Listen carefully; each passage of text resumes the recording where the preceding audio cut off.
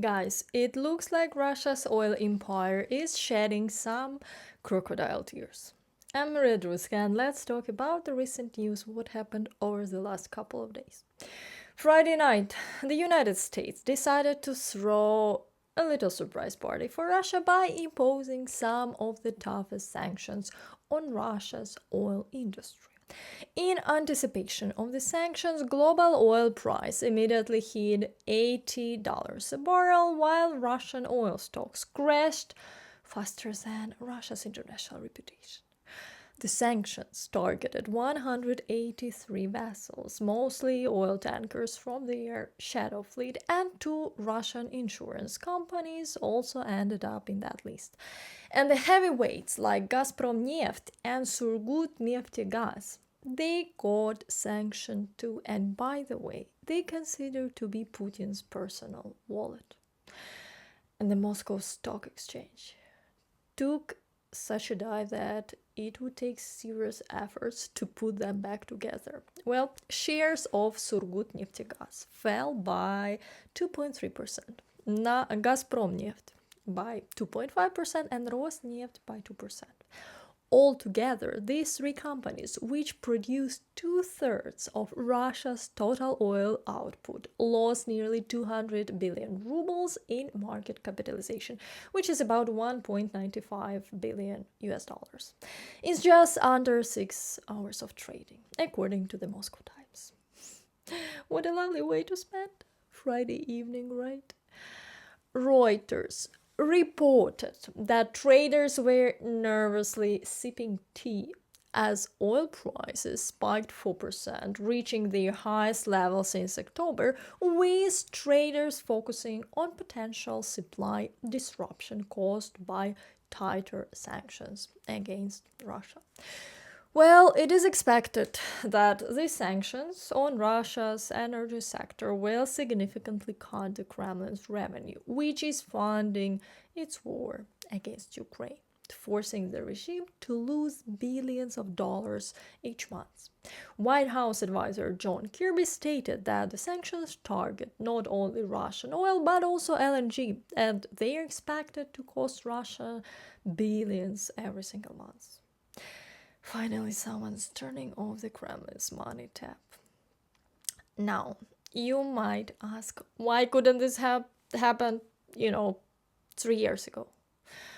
Well, guys, I have the same question. But the answer is simple. Over the past 2 years, the Biden administration avoided taking overly harsh actions against Russia's energy sector out of fear of rising oil price and inflation. However, with prices now stabilized and the election period over, the political course has become tougher. Oil and gas account for up to half of Russia's budget revenue, fueling its war of aggression. And in 2023 alone, the Kremlin earned about $100 billion from energy sales, which remains a primary source of war financing. Now, on to next act of circus. Everyone suddenly thinks they are Napoleon. Amid the oil chaos, it seems like everyone decided to debate who owns what and why, because why not? Apparently, some people are dredging up claims from centuries ago, as if history books suddenly became today's headlines.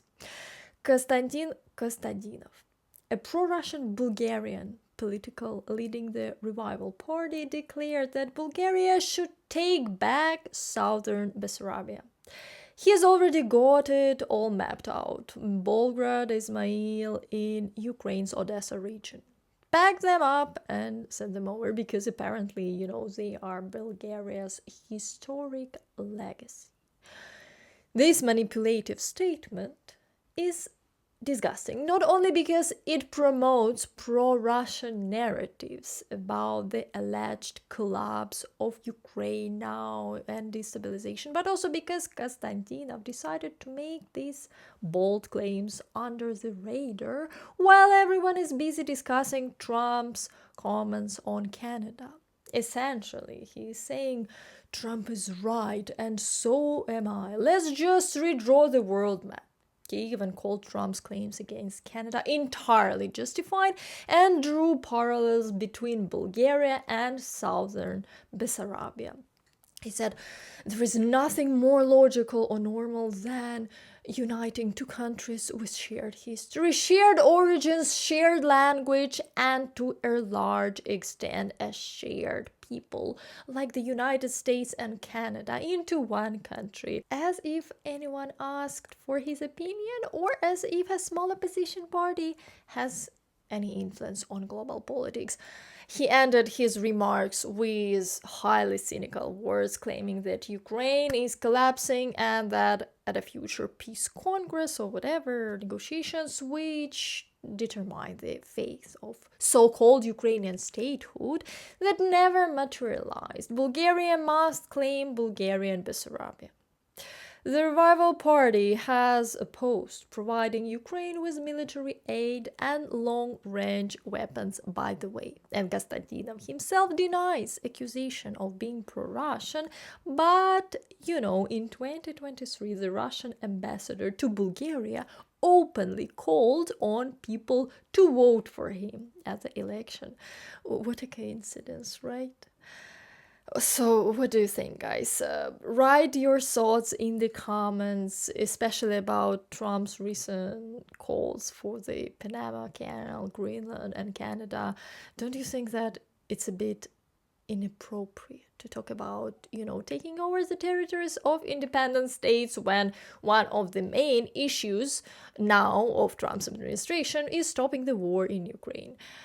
I'm not saying, of course, that not suggesting that invading other countries, regardless of the war in Ukraine, is a great idea, but you understand what I meant. So I will be reading your comments.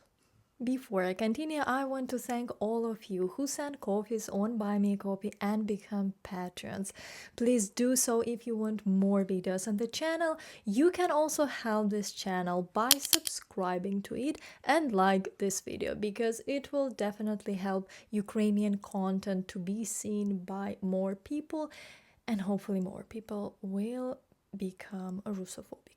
I suggest you also subscribe to my Twitter page, where I post regular updates about the situation in Ukraine, and to my Instagram, where I show the daily life in Ukraine. On the same Friday, a Neptune missile and SBU drones decided to spice things up in Russia's Rostov region. The drones overwhelmed Russian air defense, which as usual were operating at a solid close to 0% efficiently. And then the missiles strike a little ammo depot. Russians had been storing reconnaissance drones there, by the way. This was a joint operation by the Ukrainian Navy and the SBU.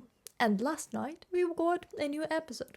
UAV struck the Tanyeka oil refinery in Tatarstan in Russia. It was reported that workers were evacuated from the refinery after a UAV threat. Photos and videos online showing a glow in the distance, clearly from the burning refinery. Meanwhile, the local authorities insisted it was just a normal lightning from technical operations. Sure, if normal lightning looks like a massive fire. And by the way, according to Kovalenko, head of Ukraine's Center for Countering Disinformation, this refinery is the largest and the most modern in Russia, and it plays a critical role in fueling the Russian army. Knocking out refineries and oil depots directly impacts Russia's ability to wage war in Ukraine. Videos of this so-called technical lightning that looks nothing like a regular building on fire, and other videos you can check on my Twitter page, because YouTube doesn't really allow this kind of content here, and I suggest to follow me there on Twitter, because I post the daily war updates, Russophobic videos, and occasionally thoughts about Viktor Orban, and now my newest favorite, Robert Fico. Now, let's talk about some unexpected guests. Ukrainian forces captured two North Korean soldiers in Russia's Kursk region.